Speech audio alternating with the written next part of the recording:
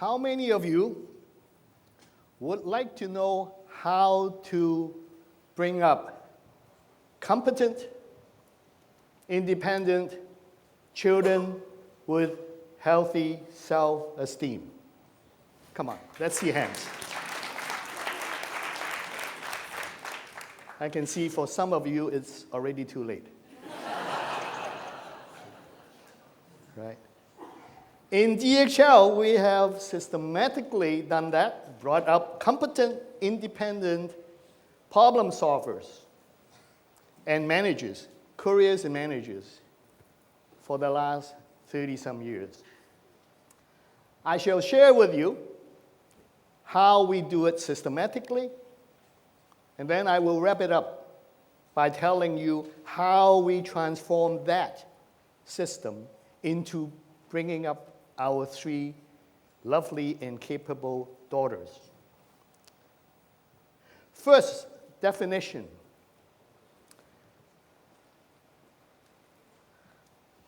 By competent,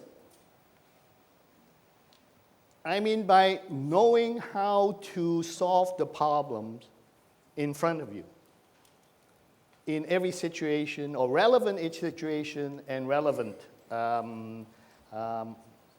your relevant task. The independent means you have to do it all by yourself. There's nobody else there to help you, nobody double teaming with you. Performers are service performers. They are different from manufacturers.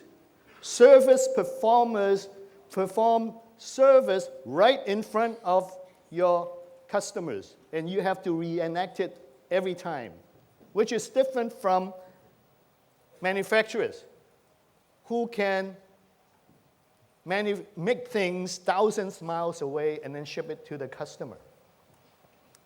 Healthy self-esteem are people that are happy, confident, and also they are self-motivated, and they would be happy as a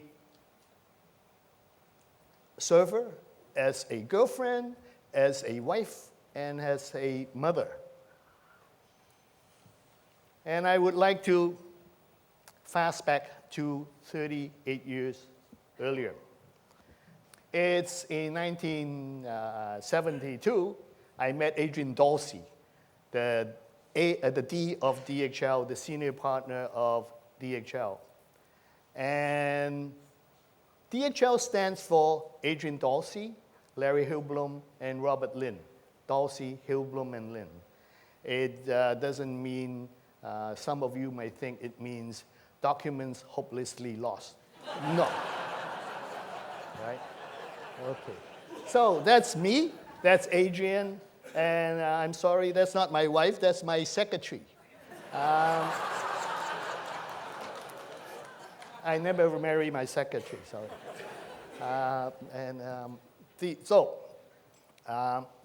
What I'm trying to show you is this is how it all started in Asia Pacific, just me and the secretary. If I have to start it today, I wouldn't even have a secretary because I can carry my mobile phone. But at that time, you have to have a landline, and somebody has to answer the phone. And so we have a secretary. So I met Adrian, and he said, I'm here to start a courier service. We send a courier on board, and we can send your documents to New York in one day. At that time, I was the operations manager of a toy company, and it took me 5 to 7 days to send documents to New York, which was it's really a pain. So when he told me he could do that, and then we spent another few hours talking about it, to do all the courier skill. But also during that week, I noticed he was watching my character and also watching whether I really care about our customers' problems. So he was paying attention to not only the skill, but character and care of me. Yeah. He was the master, I was the apprentice. He did, I watched. And then for the second part of the week, I did, he watched. Later, I developed the acute notion that to be a good service provider, you have to have the skill, the character, and the care, which is very different from a manufacturer. Manufacturing, you only need the skills. The character and care doesn't really come in. 1 week later, he left. Yeah, so I was, from then on, I was the courier. I pick up, I deliver. I was a salesperson. I was also the bill collector at the end of the month. And then it didn't take me too long to hire another courier. And then for another few months, I noticed, no, I realized that if we have to expand and cover a global network, we have to start developing a system to bring up competent,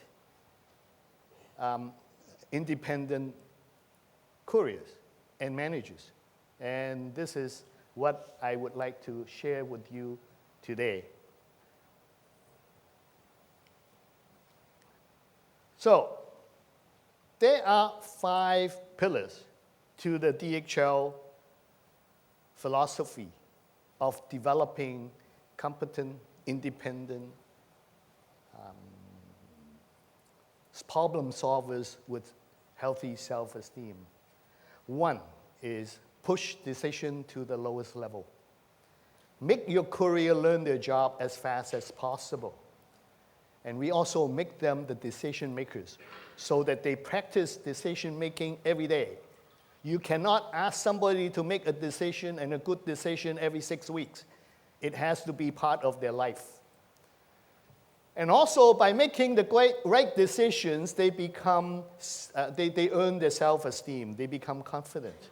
And so having a self-esteem is, healthy self-esteem is almost next to being happy.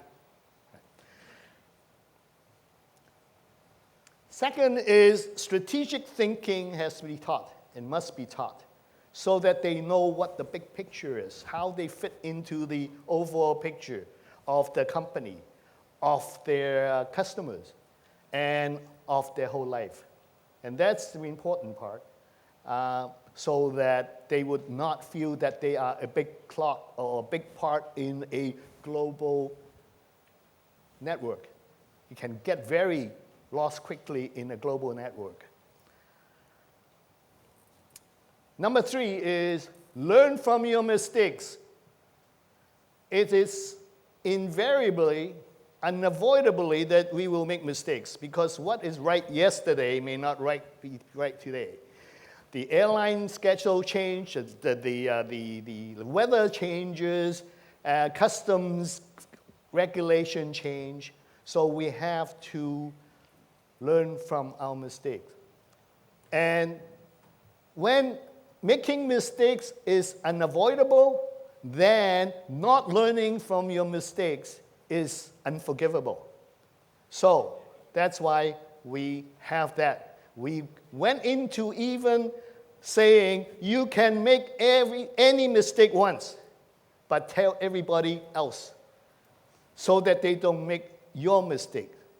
Because if you have 5 couriers, each of them make 1 mistake, and then the other 4 repeated, you end up with 25 mistakes.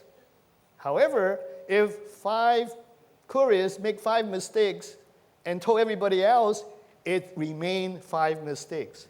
And we believe that the courier company that has made all the mistakes early and learned from them would invariably be the best mistake maker. No. The best problem solver in the world. What is common sense? Common sense is knowing all the mistakes and don't make them.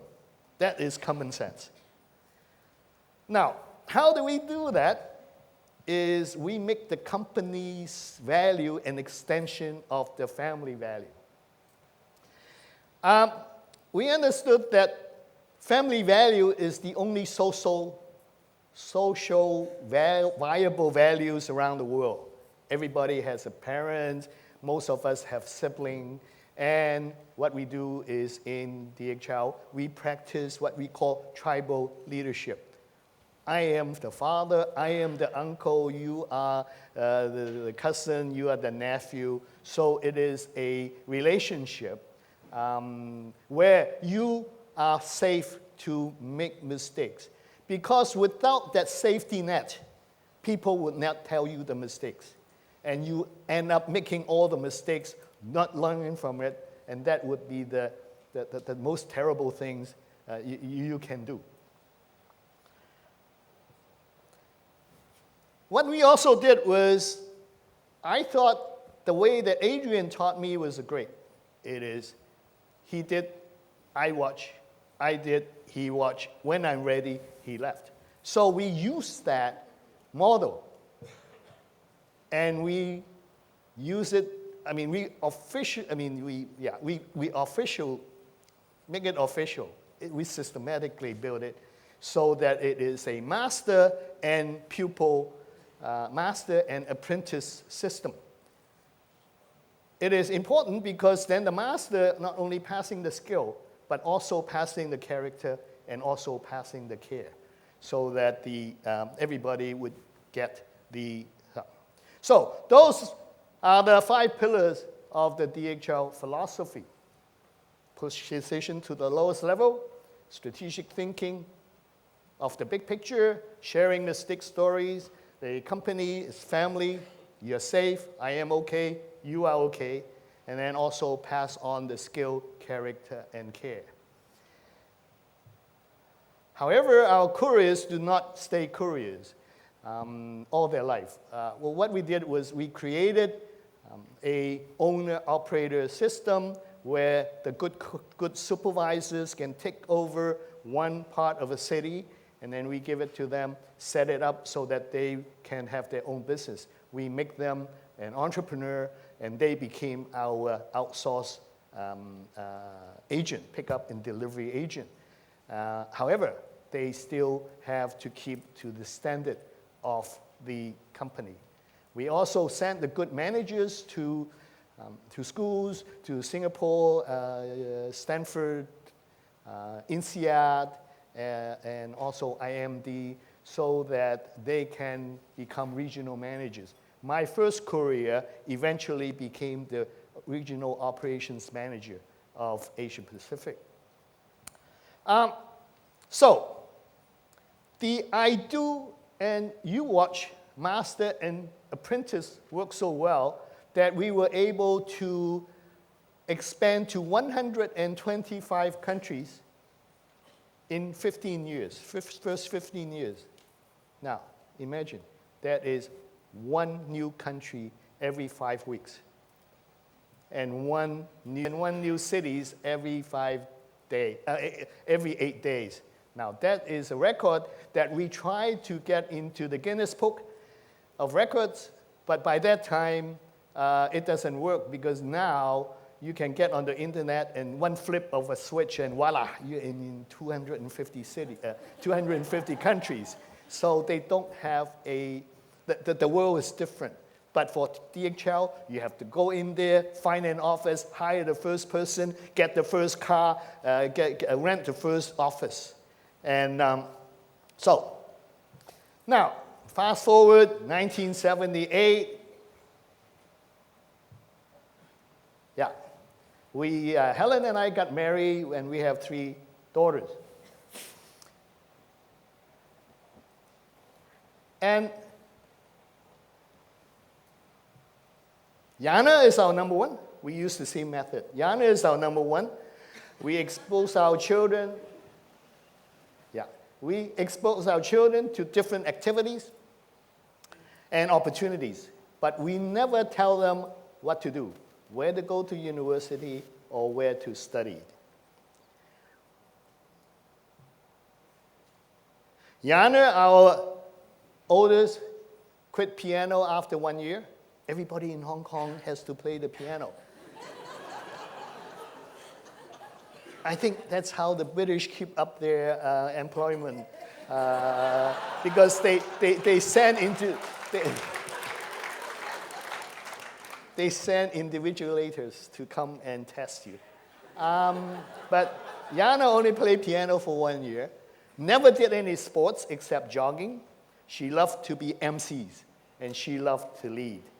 And she became the first of our 3 student body presidents in high school. If she went to Pomona College, she studied economics, which to me is kind of airy-fairy. Then she got married to Eric and did MBA at UCLA, and she's now working for American Express as a coordinator. She works, and she's back in Hong Kong. She came back to Hong Kong to have a baby. And this is the first time I ever tell any of my daughters what to do. Right? I say, I really like to have a grandson. And she did.